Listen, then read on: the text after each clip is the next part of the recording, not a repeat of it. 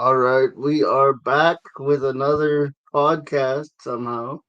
It's the MoeMoney Sports Network, and we're at the buzzer. With me, as always, is my good buddy and my partner in crime, my co-pilot, G, the bistro of basketball knowledge. That's it. How you Code doing name today, G? Echo. Echo. I'm doing good, man.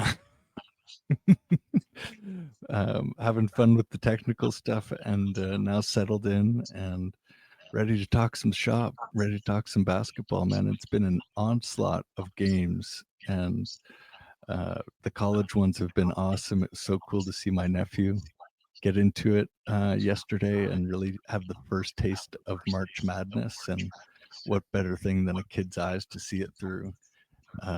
So he was fired up, and even though it was maybe the outcome everybody saw coming for some of these, it was all you needed was a kid's eyes to see just the excitement of it. And Yeah, we have I believe for the first time in a long time, four number ones went through in this here tournament. and does that bother you, or is that just something that you find as a notable thing? I just I tell you, in round one and round two, the lack of upsets bothered me.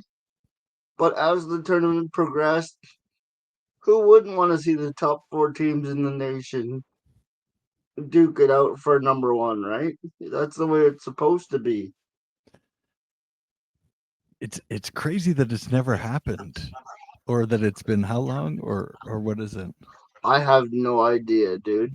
It's not a usual occurrence. Let's say that. So it's yeah, supremely interesting that we're going to see the top programs that were clearly by a long shot better than uh, most and exactly what people predicted. So we're going to see a couple of really good games. I think. I know. Yeah, and those games start Saturday at 3 o'clock. Okay, So so clear your schedules, folks. If you had any spring cleaning planned, you might as well forget about it. It's more about mi- you might as well forget about it.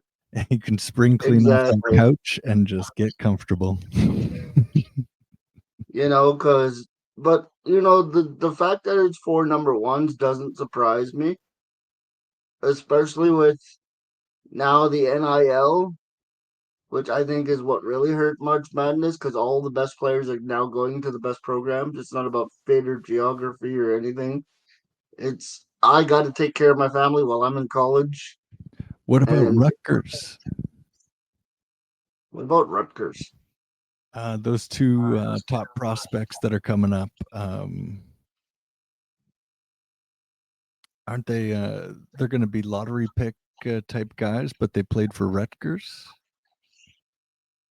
Am I Yeah, wrong on that? Am I wrong on that? So wouldn't that say like people are going to smaller ones still just because they want more notoriety and stuff, and so there is like a balancing act of things that's still underway. well, Rutgers is still in the Big Ten.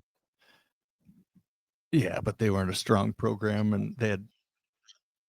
I don't think they even had a shot at getting into the dance, but they've got two of the top guys in the country. Like that's wild. Yeah, yeah. So No, my nephew was schooling me on this stuff here. He's like 11 or 12, man. And he's loving it. Shout out. well, Anyways, at least I know I got a replacement for you if things go sour. dude, this kid is on it. I hope you're ready because this guy has he has it dialed. Yeah, I got oh So man. today's scores, and to your point, this is how not even close it was today.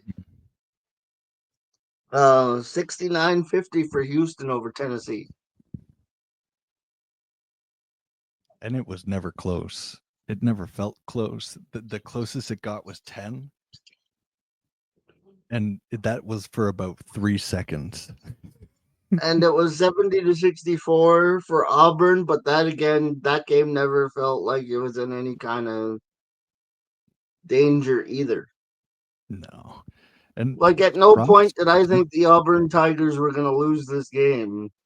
No, it no. It was like the uh, the A team versus the B team, or what do they call it in college when different teams are? Varsity versus junior. That's what it looked like. Yeah, it wasn't pretty. It wasn't close.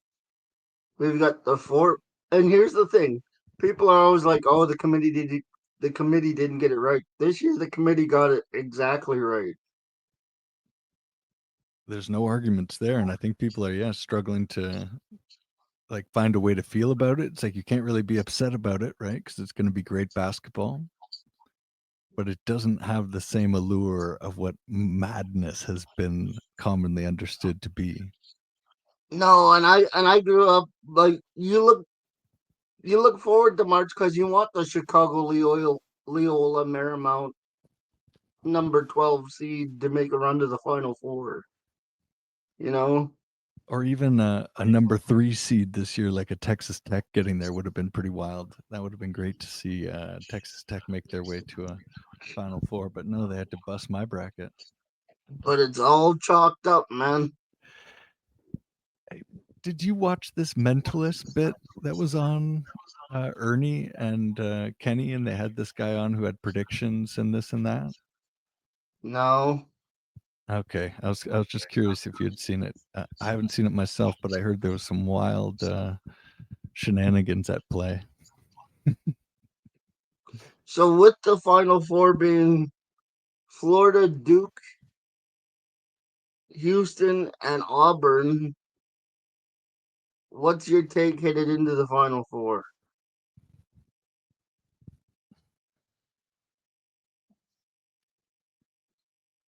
It's Duke's tournament to lose, and Maluch is going to be maybe the deciding factor in terms of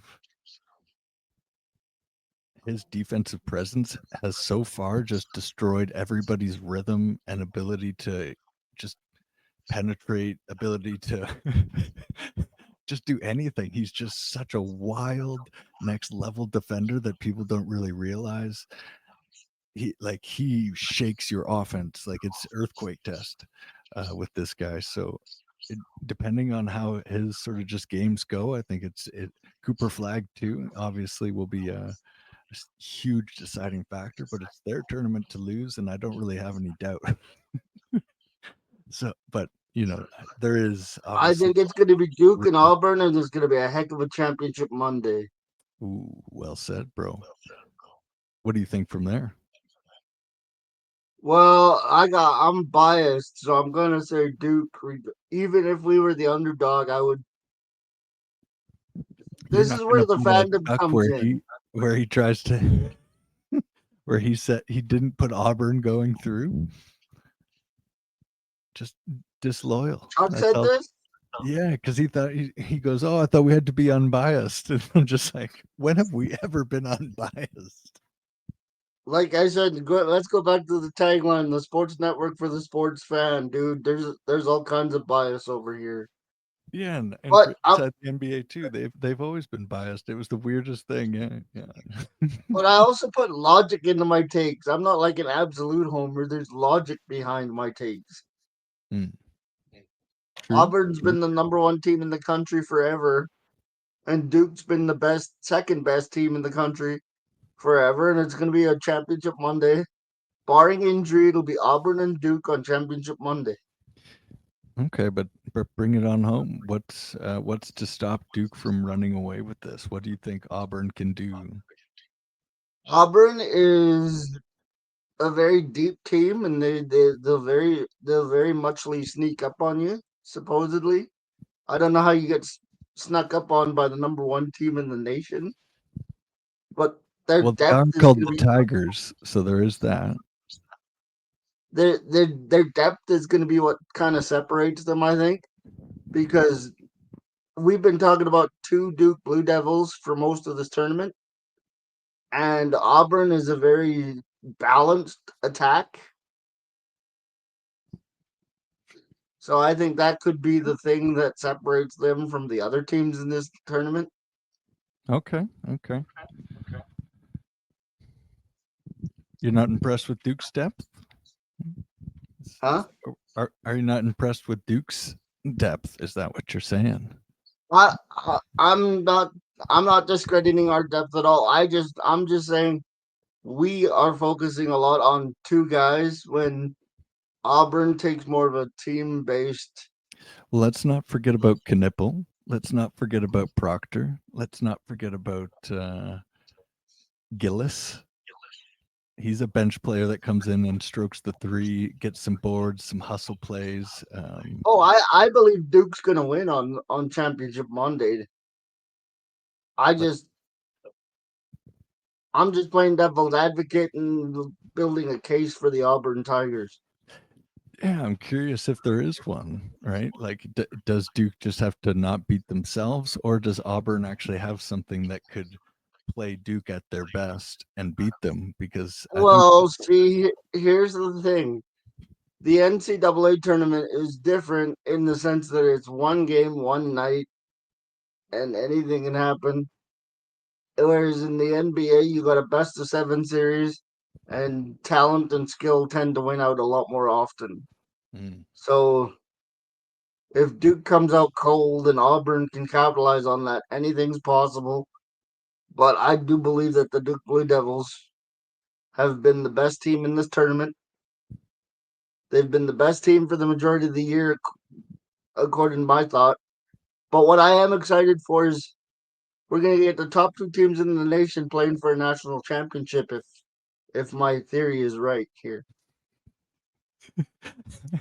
I just had a wild theory. Sorry, I was listening, and then at the very end, I got hit with a wild theory that I'll have to run by you later. But um, do you think this is this is the year that Duke puts its crown back on and says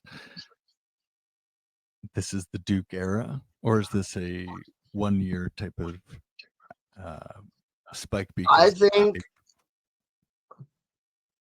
I think this will be the year they put the stamp on the new coach's legacy.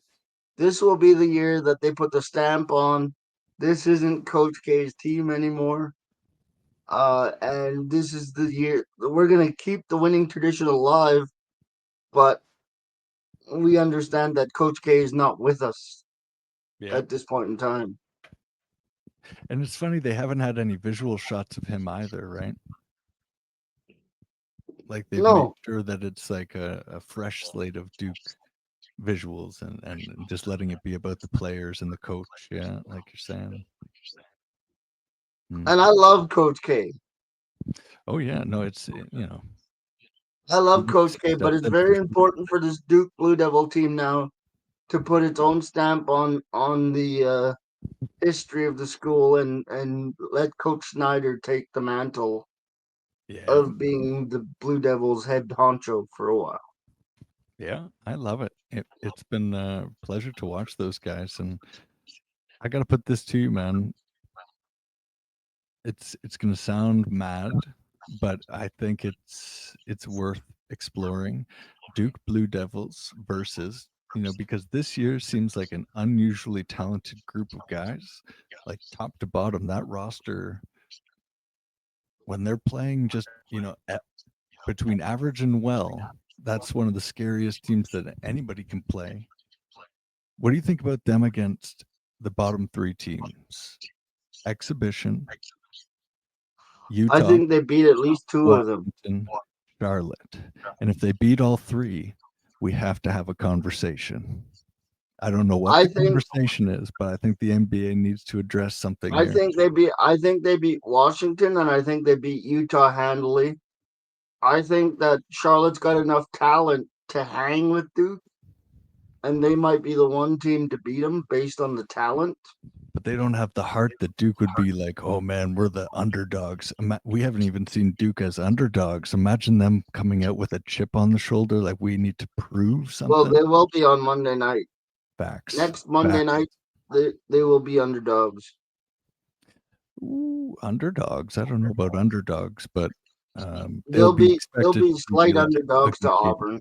No, no way. You think so? Under because Auburn came in as the number one overall seed. I would check the money odds on that, see where that's sitting. I would be very surprised if it was Duke as the favorite. How do we check that? What would be your main source for that? Like a would it be the money line or would it be the Well, they wouldn't ESPN? have that yet because like they're not playing each other. Oh, that's right. Yeah. But but I'll give you the lines for the two games we do have. Sounds good to me. We got Duke at -4.5 over the Houston Cougars. I think 4.5 is coming in a little light, to be honest with you. Folks, you're hearing it here. Get your pens out. Might be some good advice being thrown your way. And you might be right because, and here's the thing, guys, Florida is favored by 2.5 over Auburn. Uh, I got a little advice for you.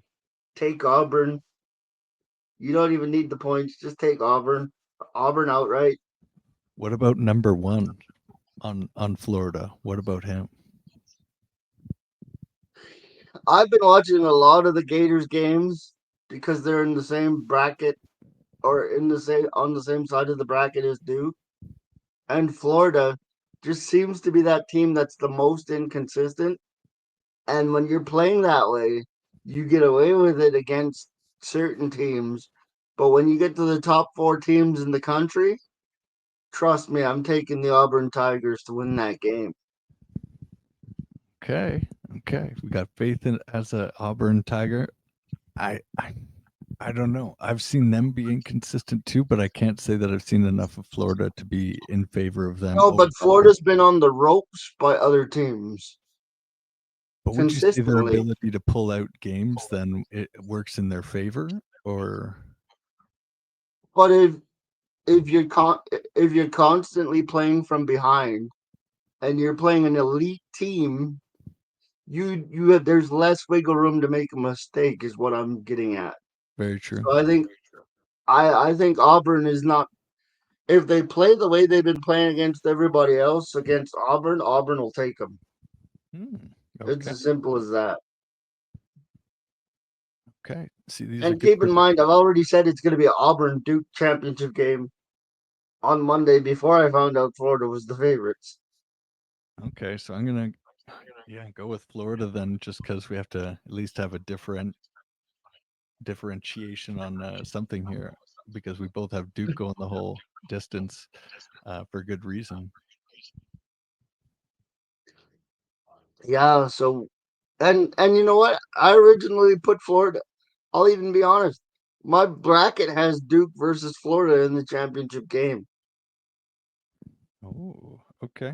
Like my original bracket has Duke and Florida. Now this was made before the tournament,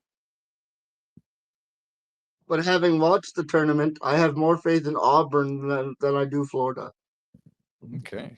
Okay. That's good insight, because I haven't had, I don't know, I've been blurred by too many games. I don't think I've honestly made an effort to see Florida. So they've gone sort of unnoticed. And Auburn's just been in a few tight ones where I've seen them, um, I don't know, be a little inconsistent. And again, can't compare it to much on the other side. So I don't know. Is there any players in particular that you love on either side that you feel would be the difference makers come this game? I'm just going on consistency here because when you look, I'll be honest. Don't bet the house on any of these games. I'm telling you right now, Or any game, because or any game because unless these you're are in the four English. best teams. These are the four best teams in the country, and the committee knew it. So that's why we have the four best teams in the country. But having watched the majority of these now 59 games out of 63 or 60 games out of 63, as shaky as Auburn looks, Florida's almost gone out a couple of times. And I don't like the fact that Florida's the favorite. I would prefer it to be Auburn be the favorite because I don't think Florida's going to beat them. What if I were to say that they got that dude? I have yet to see that dude. So if that dude now there's nothing to say that dude can't show up on No, Saturday. you gotta go back to the footage here then if you missed it of him single-handedly winning Florida that last game where he had like three threes in a row and there's that like scramble one and he just like it was that one dude just ice in his veins just shut it down and it's a vibe that picked up on what he might be that dude. Just He saying. might be that dude. He showed that he was in that game and he had no flinch and it was like, oh, that was lethal and if that's there, they win all the close games because he's that dude. Unless it's Cooper Flag cuz Uh, he's like that dude's older there, brother. there's a difference between Texas Tech and Auburn. I think though is what I'm getting at, and I really don't like. I just don't think I got to Florida get can his name show here. up consistently. That's fair, man. That's Huh? fair. I got to get this guy's name here because I feel bad just calling him number 1. No, you Like just he's pretend like like you're playing the old NCAA games on the PlayStation 3 there, and you'll just call everybody number 1, number 4, number 5, and number 17. yeah, or like we're on the Starship Enterprise, number 1, number 2. Mm-hmm. Let's see what this roster is looking at here.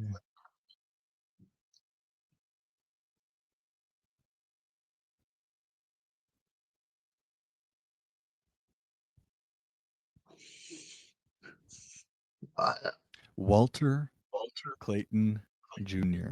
I'm calling it here, man. Walter Clayton Jr. If Florida does something to win against Auburn, it will be because of that dude. I'm telling you. And I like Walter Clayton Jr. But I'm just saying I've seen Florida on the ropes multiple times in this tournament, and that's what I'm. If you're getting away with those kinds of mistakes against teams that you should beat, you're not getting away with those kinds of mistakes against teams that you're splitting hairs with. So I'll take Auburn. Okay. No, I could be wrong. I've been wrong on this podcast before. And if I'm wrong again, I'll come on the next one and say, "Hey, I got that one wrong." Hey, no doubt. We won't hold it against you for too long. No, I'm not Nico Harrison. No, he's cool, man. Leave him Oh, alone. was that jokes too soon? I have to ask him. What's But the we also have NBA games to talk about today there, G. yeah, fill And me in. if you're What's going on in the NBA today? you're gonna be sick by these scores. By the way, drop a like and subscribe if you're still with us. You know, it helps out the channel, all that good stuff. Today's score is Golden State and San Antonio, 148 to 106 Golden State. Well, okay. Knicks 110-93 over Portland. Next. The Raptors 127 to 109. We're both taking shots today, aren't we, G? We're both taking shots today. Oh man, Ernie caught freaking unnecessary fire from Chuck Crap. today earlier. It was oh man, it was a left-handed hook out of nowhere, but he got him back. Yeah. Ernie always catches unnecessary flack from everybody. Oh, but this was I like don't know how clean. you, Chuck was like, I I love don't just know how he talking to says. players that are champions and that have been through that moment of just being like in the locker room. He's like, I love just talking to Ernie and Clark, and he's like, well, I'm not going to be talking to you, Ernie, unless it was talking about the Gatorade. It's like, Uh, whoa. the Raptors 127 to 109. Who did they beat? Sorry. They beat Philly. Philly's doing it right. That's another conversation. 127 for Cleveland, 122 for the Clippers. So the Suns lost by 40 points. Are we going to skim by that? Oh no, that's the last game of the night. I'm working my way down the list, bro. Okay, sorry. I thought that was the first one you said. My bad. No, and then we talked about the Portland and the Knicks. The Timberwolves 123-104 over the Pistons. So the Timberwolves making a bit of a statement there. They've been winning some games. They've been winning some games, folks. In the All-Star game of the evening, Atlanta 145, Milwaukee 124. So the That's defense a close optional match. on that one. Man, the Hawks are fighting for 500. That's a fair goal right there. The Pelicans 98-94 in the throwback 90s game of the night between them and the Charlotte Hornets. You got to be kidding me. 98-94, the 90s game of the night. Ah, man, that's The just such a Pelicans low and scoring Hornets. game. Yeah, that's ridiculous. Huh? When the other game had 250 points scored, and then it's like, yeah, 200. That's such a wide disparity of points. And in your favorite game of the night, G, the Houston Rockets 148 to 109 over the Phoenix Suns. I mean, whoa. Where do we start? Where do you want to start?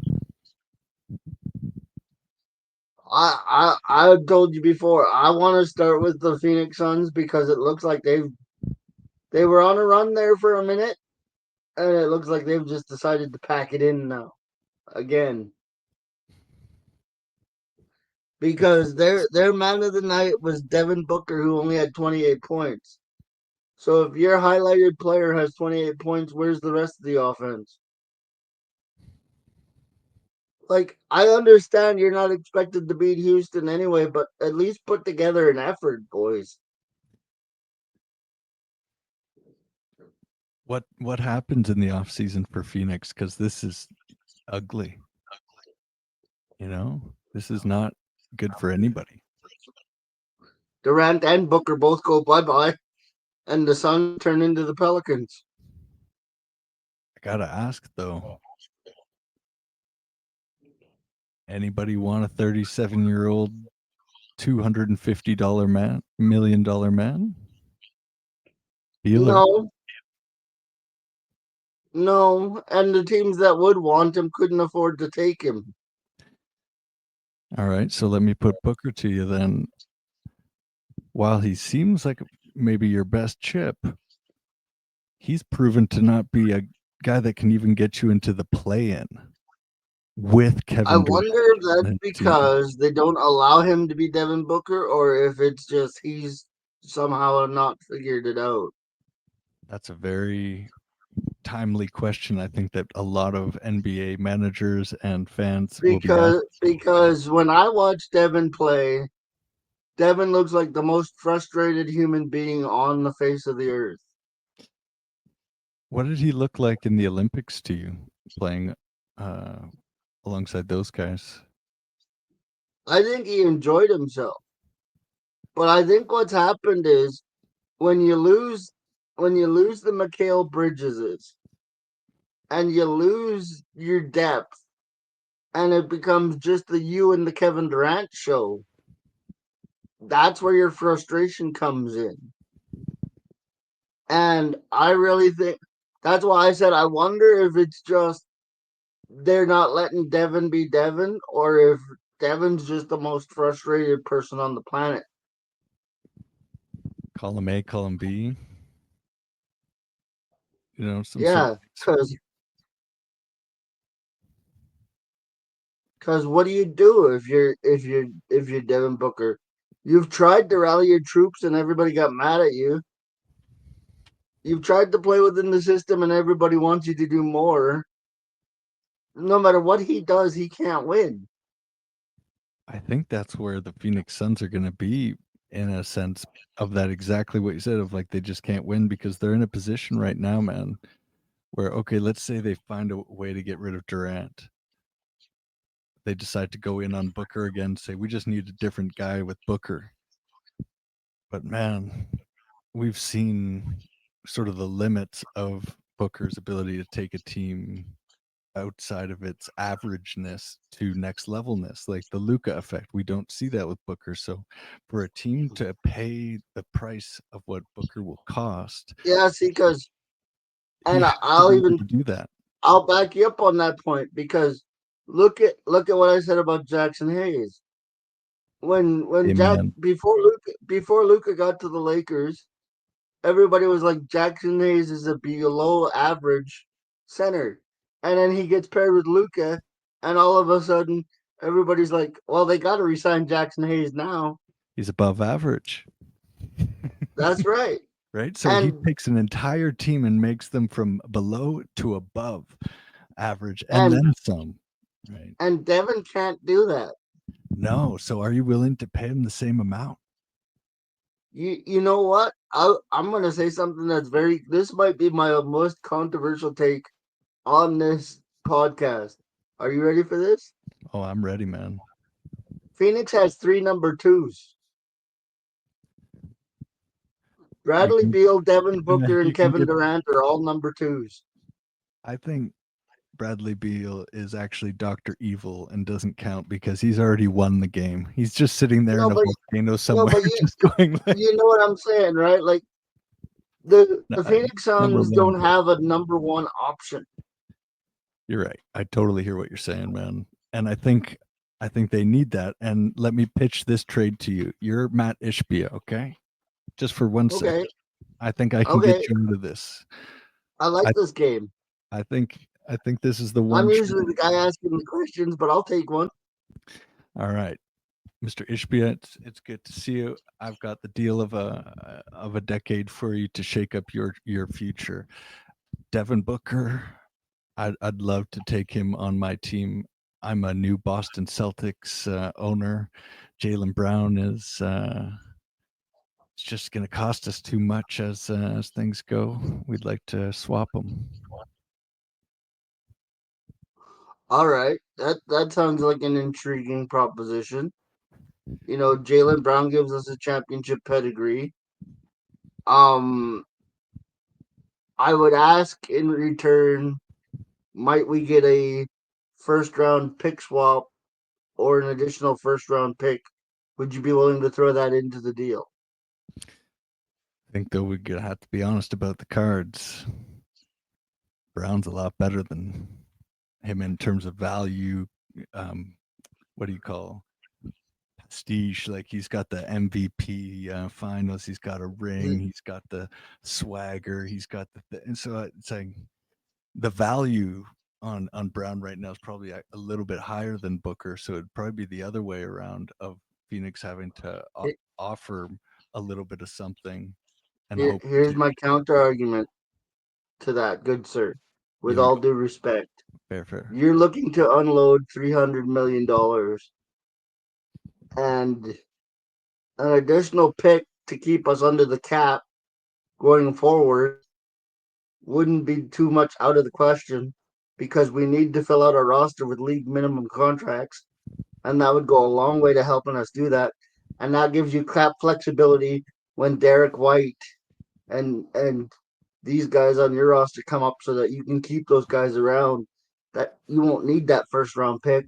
So if you give it to us, it keeps us cap compliant, and it gives you the flexibility to resign most of your core.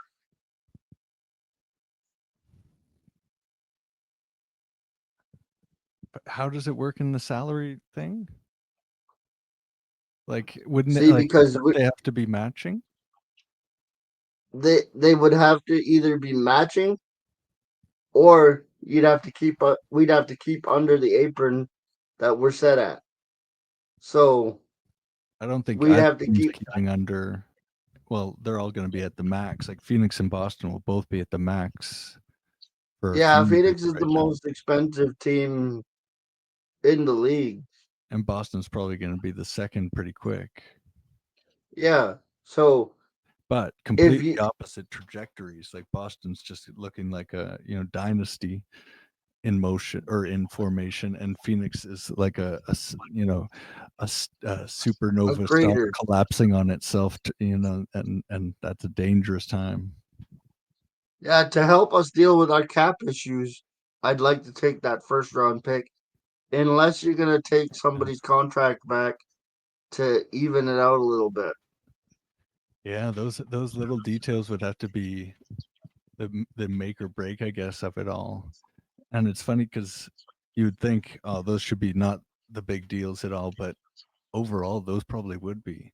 It's like the chemistry between extra pieces or those little draft pieces or little bits of salary things. And like, so it would be hard to say with a lot of those things because there's going to be Hold so on, many variables. I love this conversation, but we're gonna have to pick it up in just a second. I have caught a headline from, believe it or not, Shannon Sharp and Ocho Cinco's YouTube channel. There is a 7 ejections in a brawl between the Pistons and the Timberwolves tonight. I do not have any information. I'm just reading this off as it comes. There were 7 ejections tonight from the Pistons and Timberwolves. Oh, fun game, fun game. Can you name them? How many? So 7 ejections, you get 10 Yeah, guesses. Let's say 10 guesses. Can you get all seven? If you do, you get a super secret prize. Cade Cunningham, Okay.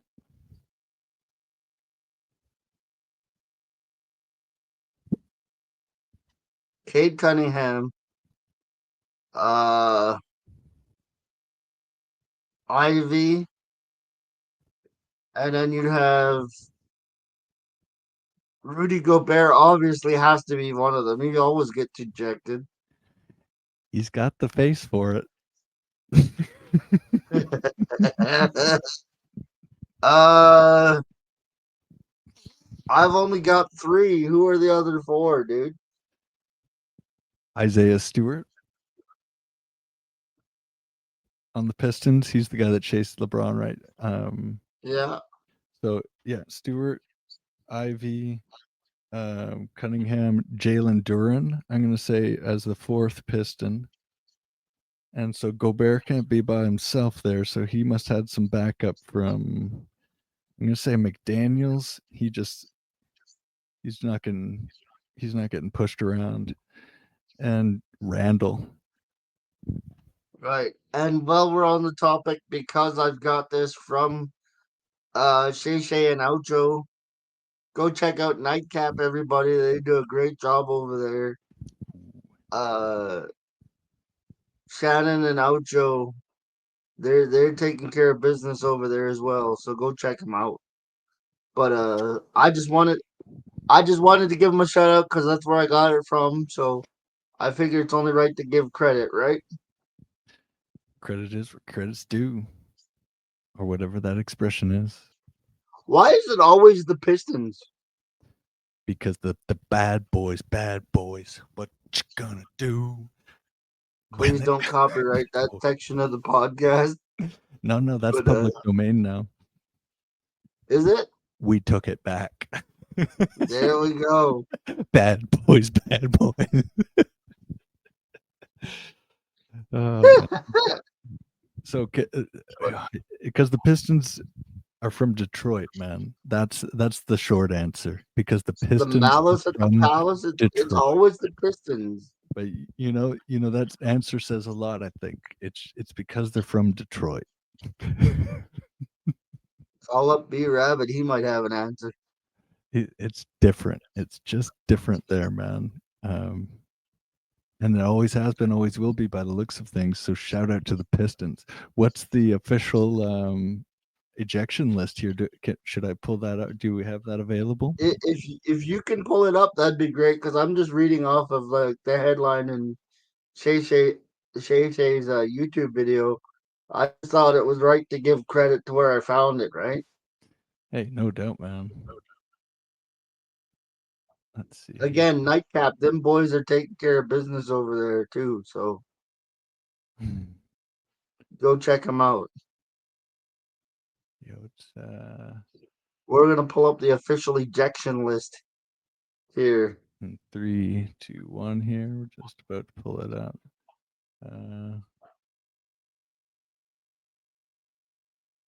Well, I'm gonna drop this.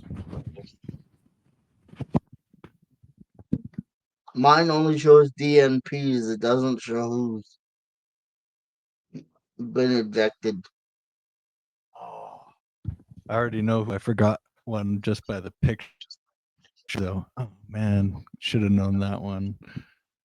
All right, let's see here. Okay, man, did I go 0 for 7? Or did we both go for? Okay, let's see here. Did we go 0 for 12? We couldn't have gone 0 for 12. All right, here's what I got so far: Dante DiVincenzo, Nas Reed, Ron Holland, Isaiah Stewart, shout That's out, one. Marcus Sasser, JB Bickerstaff, and Wolves assistant coach Pablo Prigioni. Oh, I was way off. We're going to defend each other, Bickerstaff said. I'm not going to let people say belligerent things about my guys, and it's that simple. In that moment, I understand the ref's position, but you can't just say anything to people or about people and expect it to be okay. That's the I dog. like that. That's a dog speaking the truth. Because yeah, we all know what's right and wrong sometimes when it's deep down and clear like that. And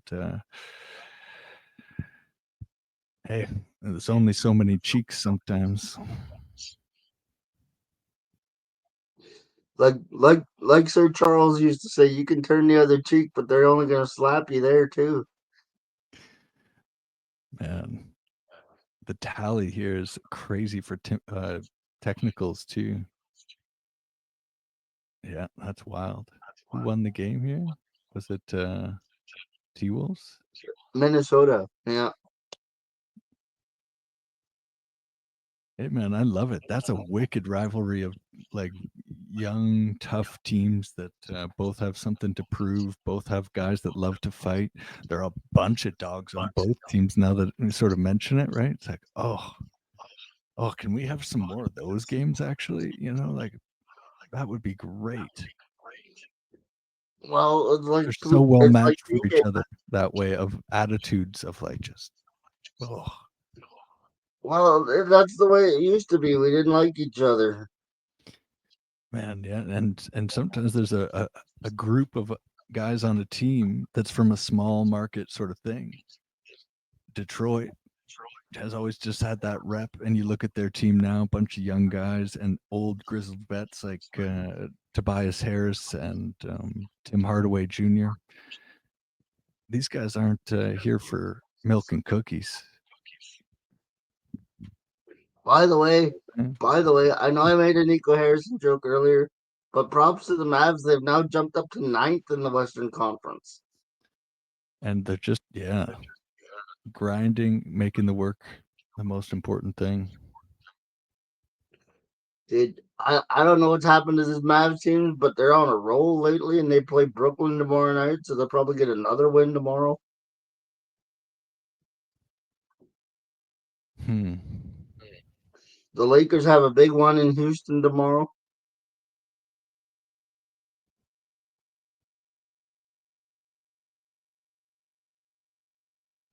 Oh, sorry, that game's in LA, not Houston.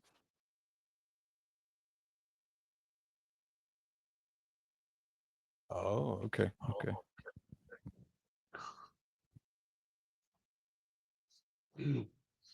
Anyway, G, I got some news for you here on the NBA news line. what you got? We got some Darko Rajakovic Toronto Raptors type of news here. What's that? The Raptors have given him the added contract security and the runway to give him the chance to make something with these guys here. I don't know what the official Oh thing. no. There's a bunch of words around this, but he was rewarded is the headline with Oh his. no. So it's No. Tell me it isn't true. It's not true.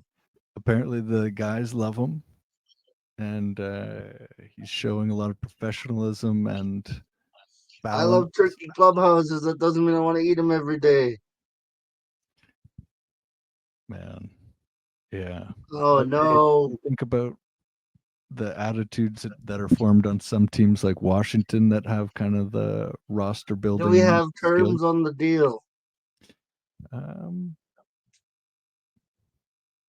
think he's got a 3-1. Let's see here. Oh.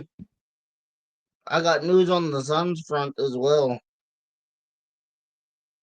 Durant exited the game with an ankle injury. I don't know how legit that is, but that's the word that's coming out. It's not the last word that'll be coming out.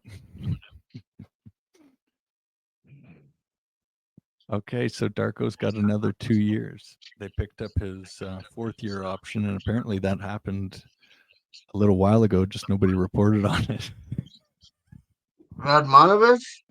Oh no. No, this is not good, Raptors fans. I Can don't I know. have my can I have my Raptor rant now? Can I just Before or you do you do want that, me to I'll just stay? say one thing. The grass always greener isn't always green. The next door isn't always better than the first. The bachelor number 2 isn't always better than bachelor number 1. But continue. I'm just gonna say this.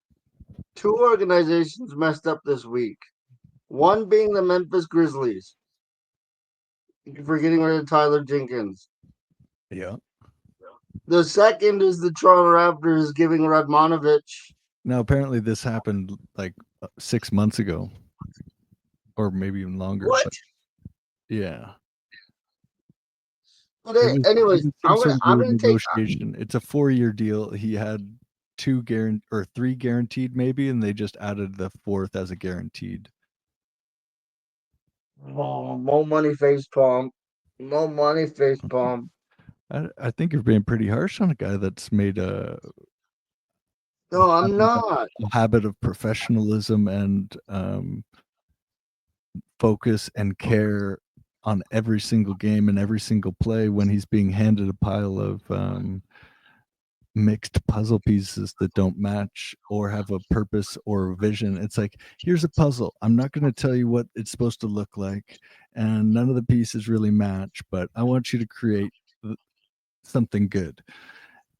What's he supposed to do? He's got to have to, like, I don't know, just really care about trying to put weird pieces together, and he's shown that. He's just shown that he cares. So before we go hating on somebody that's been given a bag of mixed pieces, got to give context to the situation No, too. no, no. I'm not hate. I want to make this clear. I'm not mad at Radmanovich at all. As a matter of fact, I'm happy for Radmanovich I think it's Rajakovic, or Rajakovic. You know, Serbian. I'm not. I'm not good at the Serbian names. I do apologize for that. But I'm not mad at the coach at all. My venom is more directed at MLSE, who just keeps throwing money at us. You might as well just throw it down a well. I guess at least it shows that there's coherence to a plan of, like, we don't have just random contracts everywhere. They're all kind of aligned. So you got the Quickly Barnes, like this little experiment of Ingram, Quickly Barnes, Barrett, and now Rajakovic and Pirtle. And you gotta it's throw now the being superstar in there. You gotta throw solidified. Scotty in there because Scotty got a new deal too. Yeah. So that's the core, and he's at least being included in the core as like, all right, the guys have approved.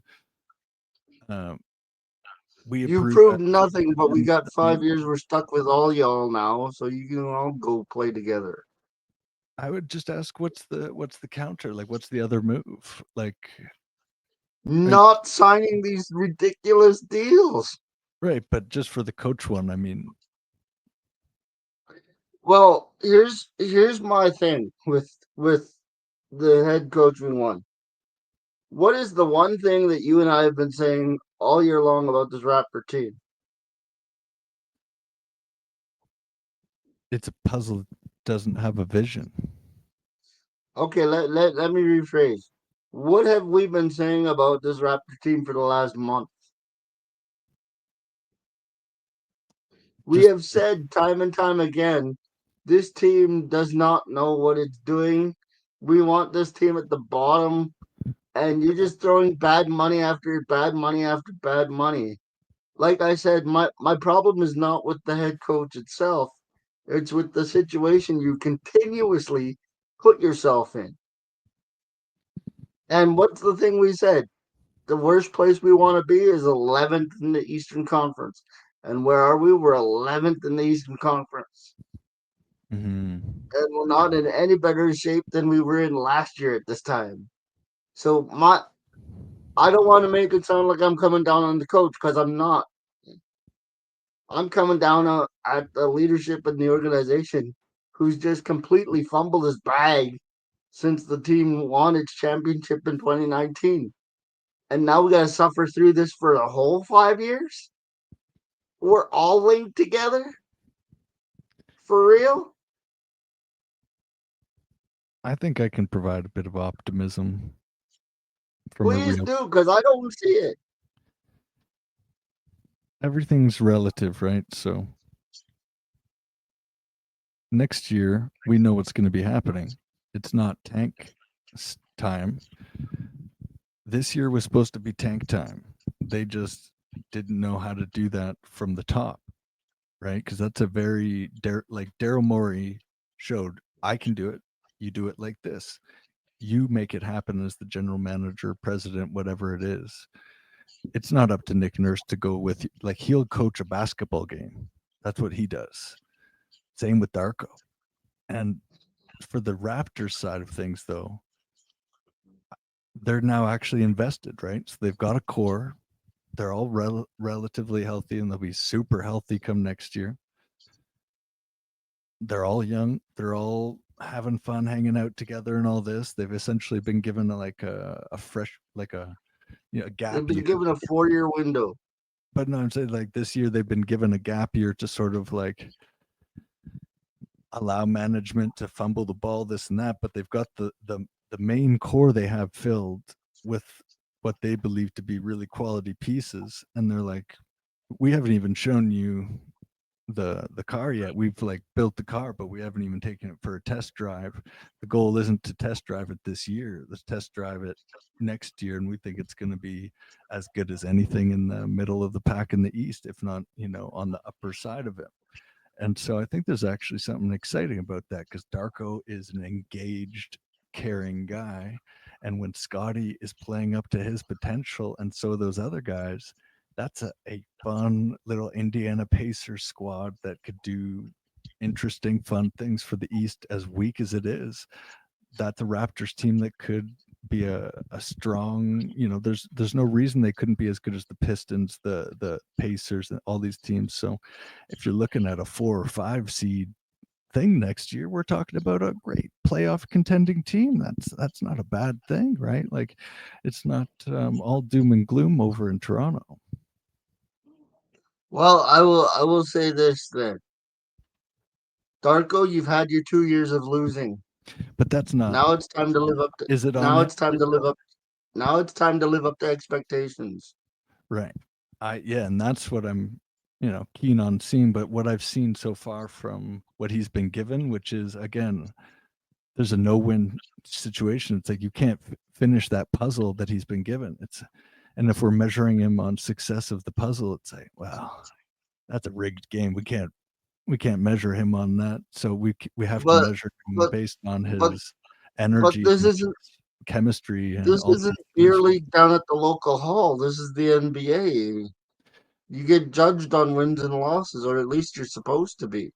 But yeah, for this situation, they have to judge. We have to judge on other things, and so have they. But for us, I like the energy, man. I like his like it's balanced, but it's intense and it's focused, and it's like it's not there to just make friends. It's there to like get the job done. And he just the energy I've seen is good. And if the pieces are allowed to be pieces, like if he's allowed to play chess, I think he's going to be well suited and well equipped to handle some high level competition. And if at that point he's showing that he's weak and stuff, which there's no reason to believe at this point, right? But if he does suck, and and there's no reason, but hey, man, you're just losing, and then you're looking at him, and that's all fair. You got to say hard look, and maybe you're firing him or this and that. But at the current stage, we have to measure him based on his energy, right? Like, how does he look when he's doing post conferences? How does he look? Is he checked out? Is he just going through the motions for any of this? Is he posturing just to show that he's like, oh, a super guy? No, man, everything's coming across genuine. Everything's coming across as a guy that cares. So shout out to the Darko. All right, so it sounds like you're willing to give him another year. If we're willing to give him that image of what I've got in my head as a squad that's competing, like, hey, here's the painting, here's the puzzle pieces, go to town. Let's see if you can complete this image that I have in my head of a competitive as hell Eastern Conference team. That'll be a really exciting thing to see next year. And he's well earned the shot, I think, because of how much focus and care he's shown with a broken rigged sort of game. That says a lot about somebody. Well, That's a lot of character, right? Like we had to look at the character of like, hey, how did Cade Cunningham do when he was just handed a absolute shit tear of a hand last year? Did he sort of get emotional about it for too long and just get stuck there? Top of the I East. don't know, my man. I don't know. Again, my frustration doesn't come from Dark though. My frustration comes from the top, But and if they seem to have locked themselves into this 5 year plan. And if we stink for the next 5 years, you just set us back by a decade. So but that's just the nature of the game, isn't it? Right? Like we don't when we compare it to, like I said, the rest of the East, a healthy, chemistry driven, hardworking, like a cultured team that has built a culture and a chemistry wins games. Like it really does. It wins games over talent a lot of the time in these like closer NBA games. It's the team that can just read each other better, not make the mental mistakes, not get hard on each other when it's time to stay focused. And if they're building that and they believe in these guys as that culture, they're all young and springy, man. Like they can all ball. So it comes down to chemistry and consistency. And we have to give them a shot. As fans of the Raps, we got to give them a fair chance. That's all I'm I asking. hope I hope you're right. I'm a little more pessimistic than you are, but It's I'm fair. gonna ride with Fair. you. I'm gonna ride with you because I love this franchise. And and from what I've seen when these guys play at their best, I've seen special things from Quickly. I've seen special things from Scotty. I've seen special things from Ingram in the past. And you might have to go to the archives a little bit for that. But honestly, he's not out of his prime, right? Well, people It's an forget RJ interesting was squad. drafted with Zion. Yeah, and that was a You know, toxic burning pile there where I don't think anybody was in a position to succeed individually or collectively at a certain point because it was just clear it was broken. So he's given a fresh start, and he's given this run up to be in the best shape of his life, ideally coming into next season. Grady Dick. Well, like I said, Man is I massive. hope you're right because Shout out to the I Gillette man himself, Grady Dick. Get that money. yeah, I've seen more of that commercial than I've seen of Grady Dick on the basketball floor. That's what I'm saying. Next year's where it's going to be like everybody's job is suddenly under evaluation, but I think under an excited one. Like we'll actually get to see what this car looks like, and let's keep an open Here's the mind. thing. Let's just do, yeah. Here's the thing. I don't want the Raptors to become the Leafs where they fail every year and then it's like, oh, we should fire everybody this year and then everybody stays. And then we're like, oh, we should fire everybody next But year and that's then why they everybody did the stays. 5 year signing things, right? Like that's why they're trying to actually give this group a fair chance with all pieces in place. Like here's the master plan, here's the thing, here's the year, da da da. They're giving it a it looks by the looks of things, they're giving it that. I hope you're right, G. I'm a little bit more pessimistic on this group than you are, but I hope you're right and I'm wrong. There's a question mark, right? We just don't know, and we're not going to know this year. They've made that clear. They're just like, we're not even going to show you an example of it at work. So yeah, I'll be super excited to see what it looks like next year. How can you not be there? And they'll be adding a lottery draft pick, which could be anywhere from God, I don't know, 4 to 10, but never know. A good pick can really be a game changer. Maluch, Maluch, Maluch, Maluch. Yeah, I'm trying to be there with you, G. I really am trying to be there with you. That's why I'm not saying anything too negative. Okay, and we can end But there. That's the wraps. Let's talk some dude of the week, man. due to the week, you know what? I'm gonna go back to home base and I'm gonna say my dude of the week this week is actually uh our head coach, JJ Redick. And the reason I have to give it to him is this.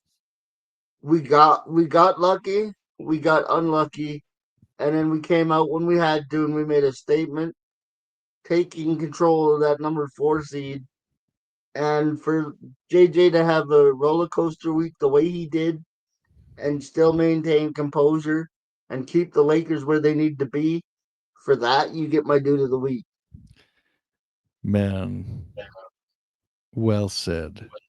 Well said. That's giving some shout out, like, yeah, some credit due there, because I'm also going to add that I don't know, he did catch some collateral damage with the Stephen A. LeBron thing where he mentioned Steve Nash starting a podcast, and I was like, wonder who else started a podcast talking basketball with LeBron. I wonder who else replaced a coach after 1 year, and just sort of that, like, yeah, there was a bit of like probably just a steaminess in the air of nobody is safe. A little reminder, perhaps, just even in the subconscious, and he handled it. Just all that chaos, all that energy, he's handling it like No, pro. So shout out, yeah. and and you know how hard I've been on JJ this year. Hmm. You know how hard I've been on JJ this year.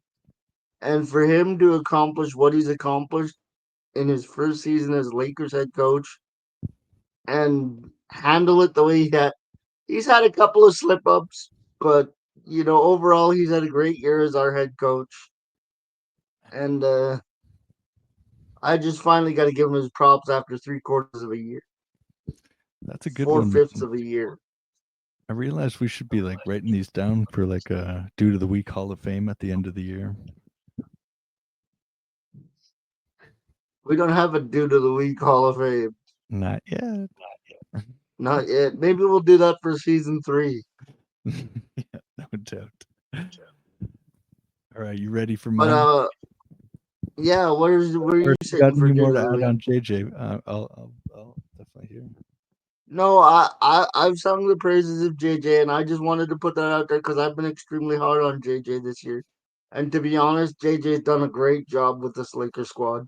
I've got nothing to complain about, really. Yo,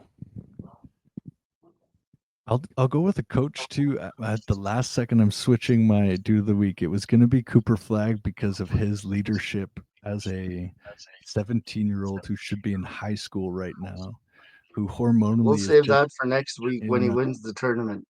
like he's just yeah, he's such a young human, and he's handling his business like a pro. So yeah, we'll save that.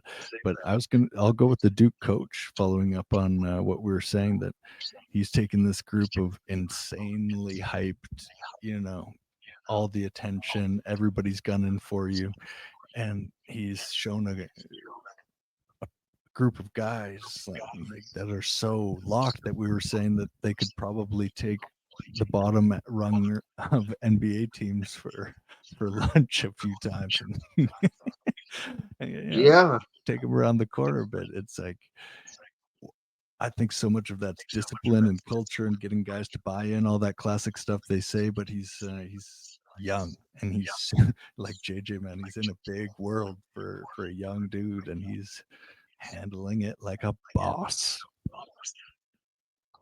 absolutely.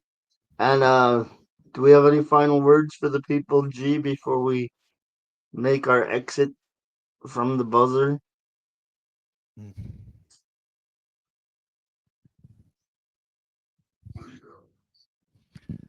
Thinking about the Pistons on one quick note, All right. they're coming for you.